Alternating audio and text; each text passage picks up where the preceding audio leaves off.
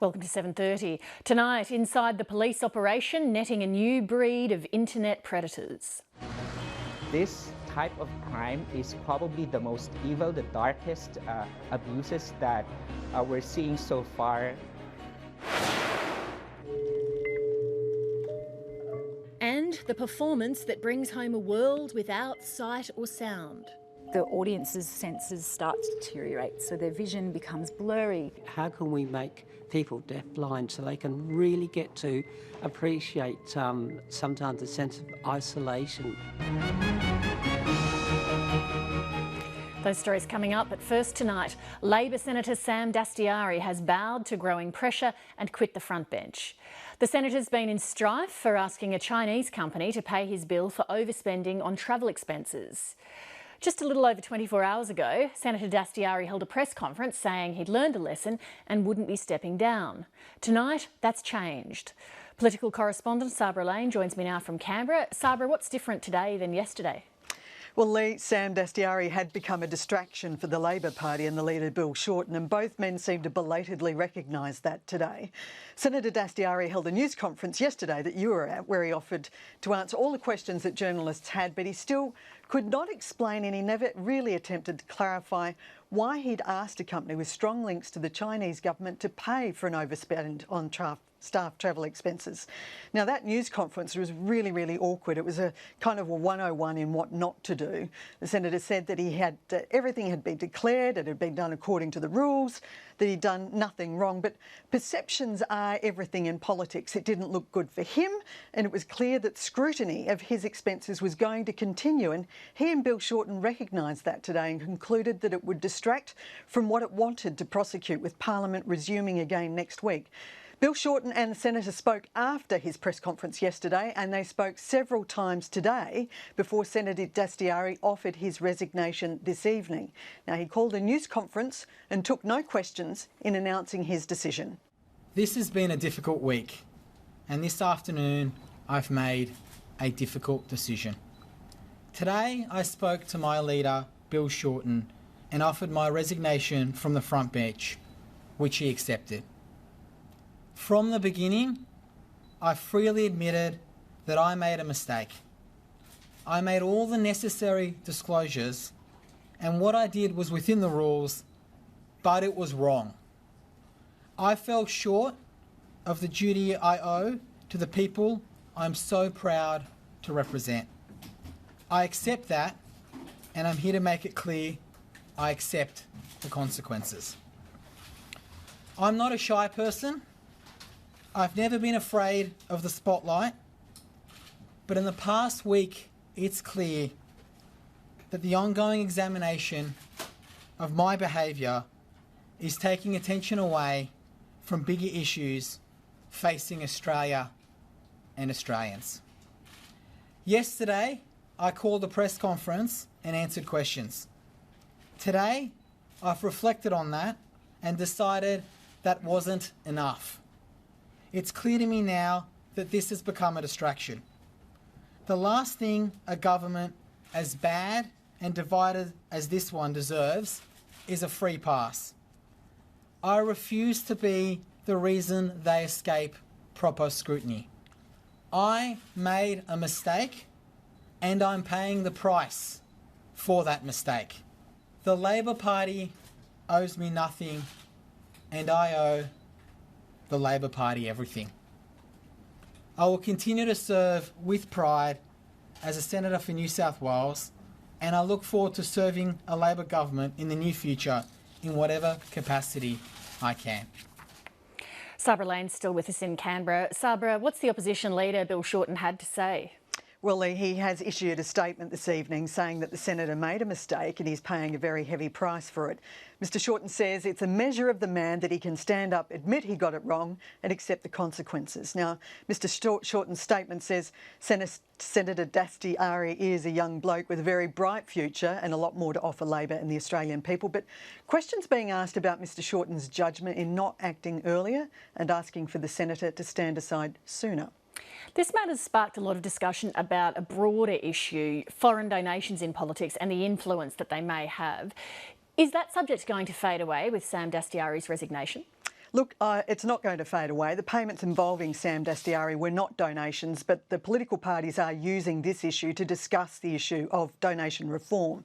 Labor and the Greens are determined to push on with discussion about this reform, and for the government it is proving to be a really difficult issue. We heard last night from the party's former treasurer saying that all donations from companies, from unions, from foreign sources should be banned, but the former Prime Minister John Howard said today that banning foreign donations might mean potentially that hundreds of dual citizens are denied the right to participate. He's also asked that why is it that a company abiding by the law also be denied that right, that it's a form of political activity and expression, and that banning it was an attack on that freedom.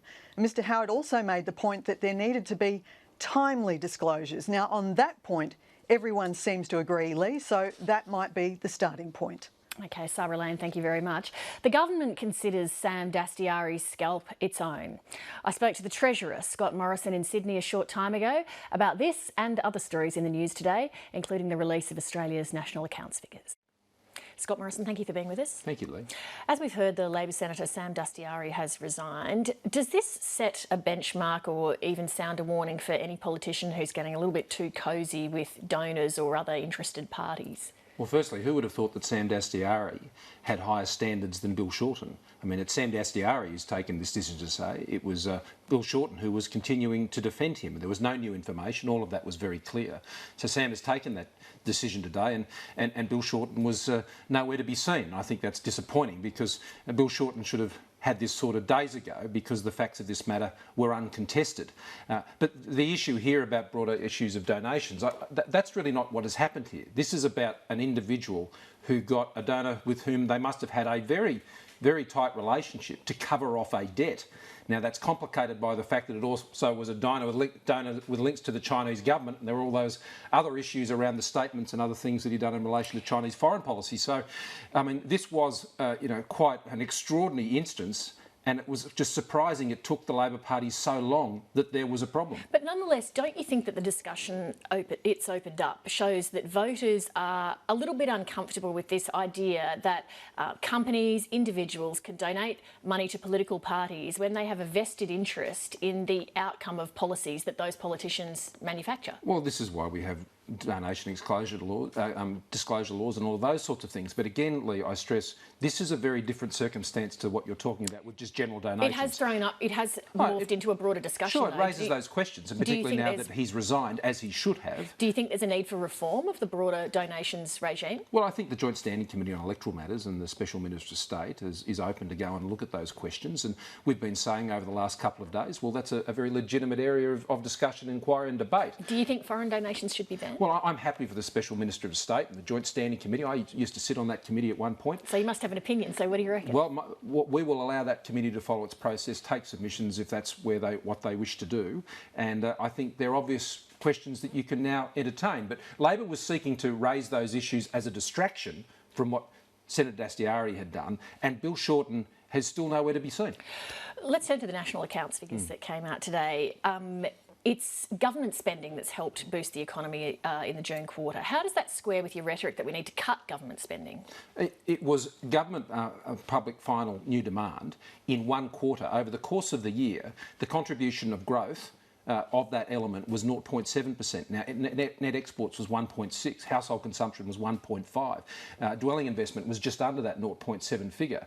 So what overwhelmingly drove growth over the course of the past year was, as I said today, Australians going out to work every day, Australians starting and running businesses, Australians getting jobs, Australians going out there and fighting for every inch of growth that's out there in the global economy. So public final demand, particularly in areas of infrastructure, which has been important, that there were two quite unique items that went into this one, and that was the PBS listing of the Hep C drugs. And in addition to that, there was also the Chinook helicopter procurement. Now, they're quite unique issues, but on top of that, you've got infrastructure, which also is driving investment more broadly in the economy. So, nonetheless, wouldn't this show that some of the things you mentioned there, like people going out and finding jobs, that is due also to government spending? Is the lesson here not that you have to be very cautious about cutting government spending too hard? Well, you don't create jobs by just expanding the welfare system. You don't create jobs by having expenditure that's not fit for purpose and programs that aren't doing their jobs and seeing expenditure grow at a rate that it shouldn't be growing at. And that's the expenditure we need to get under control. Everything we look at in the budget Every revenue measure we look at in the budget. Expenditure and revenue, it must be fit for purpose. It must be sustainable. It must do its job. And if it's not doing it, then you've got to change it. The Foreign Investor Register that you released shows that about 13% of Australian agricultural land is owned by foreign investors. The National Party leader Barnaby Joyce points out that that size of land is more than twice the size of Victoria. Is that too much, in your view, about right, too little? What I do know is that foreign investment in Australia, and it comes in at the rate of almost $200 billion a year, $3 trillion worth of foreign investment in stock in the country. I mean, this has been an important part of Australia's economic success, not just recently, but over hundreds of years. And I think the register today puts some facts into the debate. And those facts are that the biggest investors in agricultural land are actually the British and the Americans and the Dutch. And Chinese investment is actually a very small component of that at present. So nonetheless, this is important fact. The other point I'd make, Lee, is that the overwhelming majority of that agricultural land holdings, more than 80%, is in leasehold, not freehold. Nonetheless, that figure that I raised about the 13%, do you think that that's about right? Does the government, for example, think, OK, well, there's an upper limit, we wouldn't want to sell more than 50%, more than 25%? Well, that's not the purpose of the register. What the register does is help us inform government policy and decision-making. We have, I think, a very robust framework. Sorry to interrupt, but don't you have, as a government, a broader sense of, well, how much land do we think is appropriate to have foreign investment? Well, those figures as presented in that register I don't think cause us any great reason for concern, but it's important to have the register, monitor that. We have a very tight foreign investment control on agricultural land. I mean, a threshold cumulative of 15 million, which is what we put in place. Now, I think that's appropriate to deal with holdings of that size. It's 1 year next week since Malcolm Turnbull became the Prime Minister and you became the Treasurer. What is your one signature achievement of that period? Not something that you're planning to do, something that you have actually achieved in that 1 year? I think one of the most important things we have done over this period is we've continued to manage this successful transition of our economy, Lee. This has been critical. I mean, the fact that today in the national accounts we've seen growth, real, running at 3.3% through the year, and that has been the product of ensuring a consistency of policy, rising levels of business conditions, increased levels of business confidence, and providing the surety of a plan that is taking our economy through this transition. That is the leadership, that is the direction that Malcolm Turnbull promised to bring, and that is what he's delivering. You say you've had you're managing the successful transition, yet again, if we look at the benchmarks that the Liberals promised before you came into government, that the Coalition promised, it was to cut debt and deficit, and we haven't seen any progress in that regard. Well, that is why I'm highlighting that arresting the debt is our challenge in this term. And in this parliamentary term, we have the opportunity, through getting control of government expenditure, by flattening that growth curve in government expenditure, that we can arrest the debt, which will cripple future generations with higher taxes and lesser services. Now, we must avoid that. And that's why we put the bills we have into the Parliament. They went in last week. There'll be more. And that will ensure, if we can pass those bills, that we can arrest that growth in debt and we can ensure that we can put Australia on a much more resilient fiscal footing into the future. Married with that is the idea of continuing to strengthen our financial system. One of the first things Malcolm Turnbull did as Prime Minister was to respond to the financial systems inquiry. Let me ask you a question before we run out of time about a speech that the former Prime Minister John Howard gave today. He said that he thinks women are unlikely to ever hold 50% of jobs in the federal parliament because women still carry the greater responsibility to care for children. What do you think about that? Well, it's true in my home, but that's the choice of our home. And what my wife and I and our family agree is right for our family, but I'm not going to make that choice for any other family, and I'm not going to make that choice for the Australian Parliament. Do you think that it's a factor in not being able to get to the 50%? I think it's very challenging for women in Parliament. So, and this is why I celebrate the success of the Minister for Revenue and Financial Services, Kelly O'Dwyer. I mean, she is making this a reality in her life and for her little daughter, Olivia. And I think she's a great example of what can be achieved, and I'd like to see more of that. Isn't the answer to encourage more men to take on an equal share of childcare and managing home responsibilities? Well, Kelly would agree, and that's what has happened in her cases. But these are decisions for families. And it's not for me or anyone else to determine the choices of other families and how they wish to deal with this. But Kelly and her husband have come to a way of making this happen, and I think that's a great example of what can be achieved, and she's doing a fantastic job. Treasurer, thank you very much. Thanks a lot. This next story will take you inside a crime-fighting operation across 2 countries that nabbed multiple child abusers and rescued many children from harm. The Australian Federal Police is warning of an alarming trend where Australians sexually abuse children without leaving their own homes. The abusers groom people in developing countries like the Philippines to procure children for abuse that's broadcast live over the internet using webcam. It's a deliberate tactic to try to evade detection by authorities, but it doesn't always work. Michael Atkin reports, and a warning: this story involves distressing content.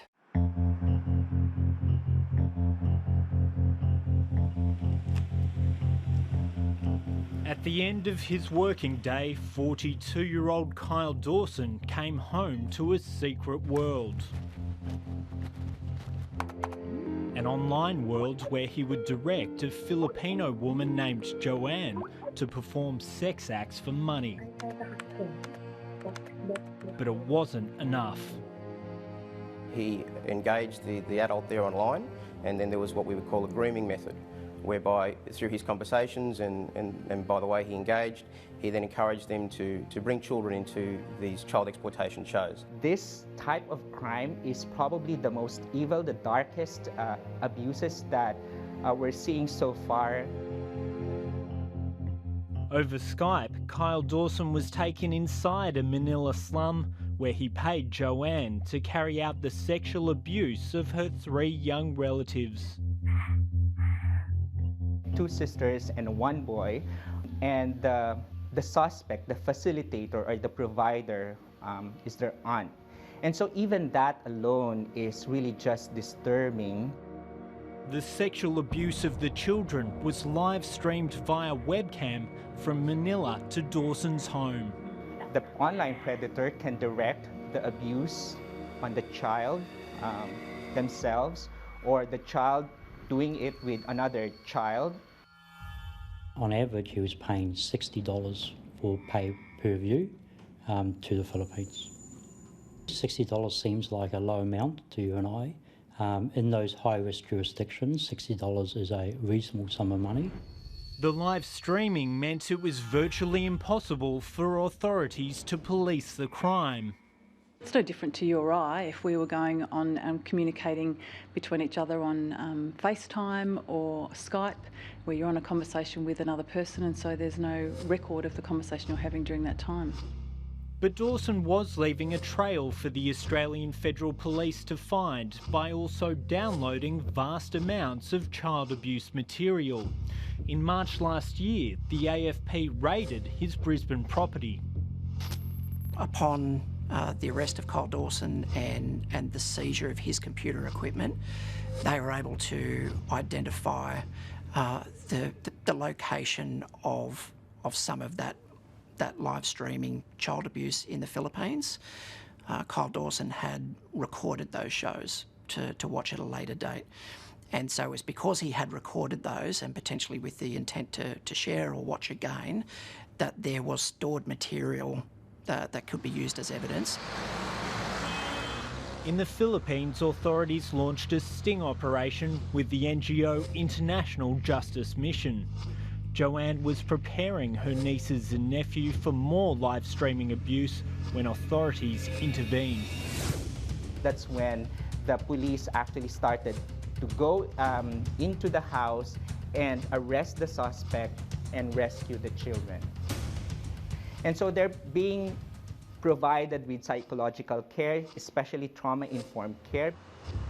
Joanne is now being prosecuted for qualified trafficking. Basically, this is the law against trafficking in persons in the Philippines. Not only is it hard to catch online pedophiles, when they are caught, the penalties are not severe. On the 28th of July, Kyle Dawson was sentenced here at the Brisbane District Court to 5 years in prison. But he will be eligible for parole in 2 years, when he will likely be released to his native New Zealand. So those 3 charges. Those working to save the children argue the abuse should not be downgraded just because it's happening online. We're generally seeing sentences of 2 to 5 years. So the Dawson case with a 5-year sentence, 2-year non-parole, we're concerned that it doesn't take into account the fact that real abuse is being committed. This is not a virtual crime. The case is part of a disturbing trend in the Philippines where cyber sex trafficking referrals have doubled to 2,000 cases a month. This type of crimes actually happen in a vast scale in an environment of impunity. When laws are not enforced, then the suspects or the traffickers are just able to do their thing. International Justice Mission has rescued more than 100 children, including a baby, but they know there are many more. We conducted a joint rescue operation and rescued a 10-month-old child.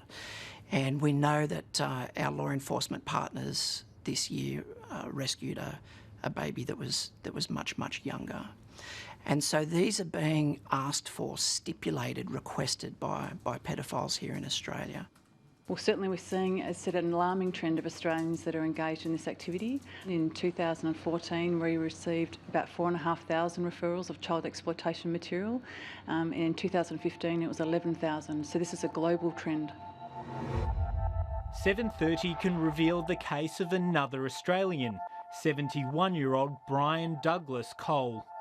Cole is accused of trying to groom a child overseas and directing the sexual abuse of a child over the internet. Cole denies the charges and will stand trial in November at the Melbourne County Court. We're heavily reliant on intelligence and information coming forward because, as I said, we simply don't monitor the internet. We can't be monitoring the behaviour of everybody in the community. Authorities are now turning to the money trail. Profiling by the financial intelligence organisation Austrac has resulted in live streaming convictions of Dominic Patrick Hickey and Vietnam veteran Patrick Goggins. Both Hickey and Goggins were identified by profiling. 14 reports that averaged $14 to $26, so a small number. And the context is there are over 1 million transfers that go out of Australia to the Philippines, valued at less than $200. So finding these activities in that massive data requires specialised tools, dedicated analysts, and more importantly, information sharing. No, it's not hopeless, but look, I won't deny this is alarming, the trends we're seeing in terms of the nature of the referrals, the increasing challenges associated with the use of the internet and the anonymity associated with certainly the live streaming makes this very, very difficult. So, I won't deny that, but certainly we are making inroads. Those on the front line are warning not enough is being done to stop the abuse and protect children. Both the Philippine government and the Australian government need to invest more resources to ensure that we investigate effectively this type of crimes, given that we're hearing the increase or even an explosion of cases involving online sexual exploitation of children. This has to be stopped. Michael Atkin reporting. Being both deaf and blind can be one of the most isolating conditions for human beings. It's estimated that up to 300,000 Australians are deaf-blind, as it's called. Tonight, 2 Melbourne artists are hoping to take an audience into the deaf-blind world through music, stories and immersion. Madeline Morris reports.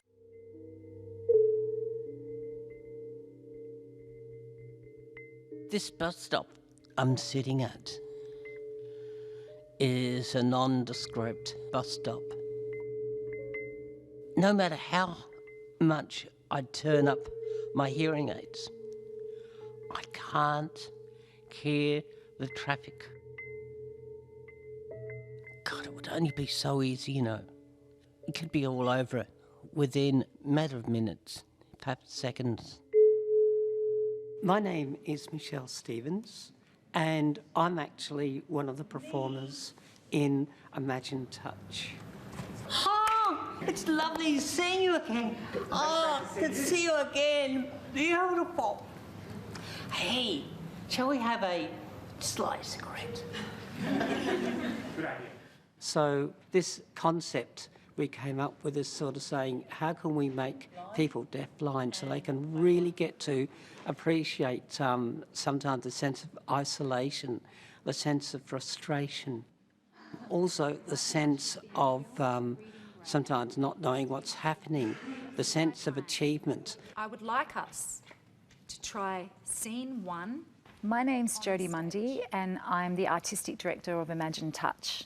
Stage right, downstage. The piece has been written through Heather and Michelle's stories. So Heather and Michelle are at the beginning of the show in front of a fabulous red curtain. The audience are then guided into an unseen space with 360-degree projection. And in the goggles, the audience's senses start to deteriorate, so their vision becomes blurry.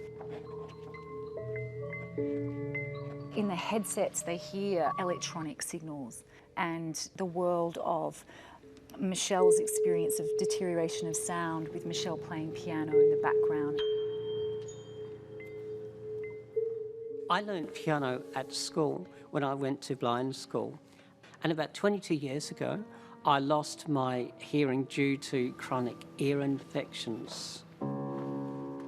I am able to pick up some of the sounds from the piano through the cochlear implant, but it's a very different way of listening.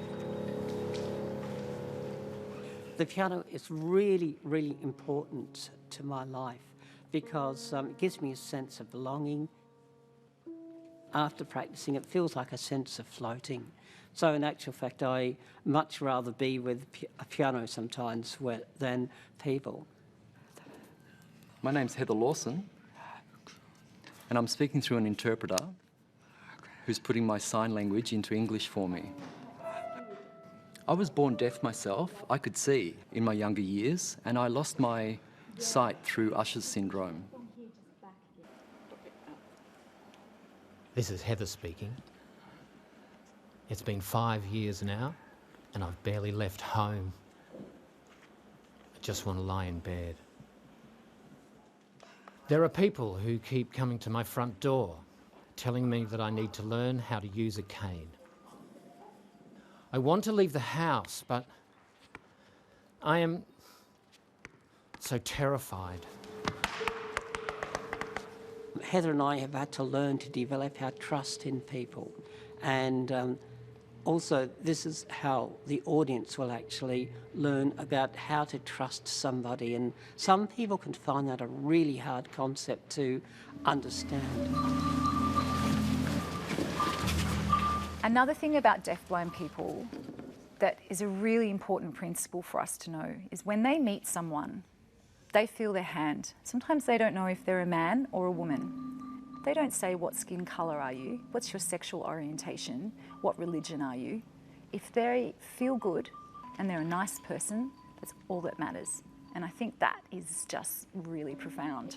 And all of us could take a bit of a tip from their book.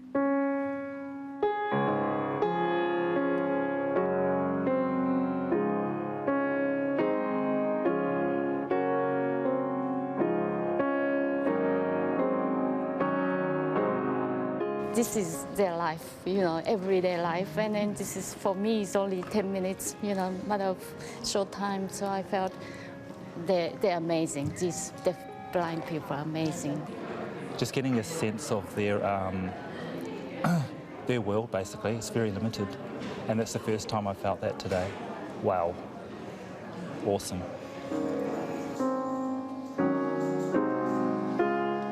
The audience, I would really like to take away the concept that it doesn't matter if you have challenges such as deaf-blindness, you can achieve.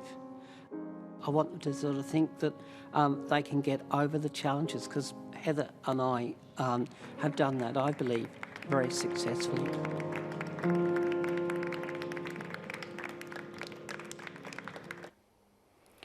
Madeline Morris reporting, and that's the program for tonight. Thanks for your company. Hayden Cooper will be in the chair tomorrow and Friday, and I'll see you next week. Until then, good night.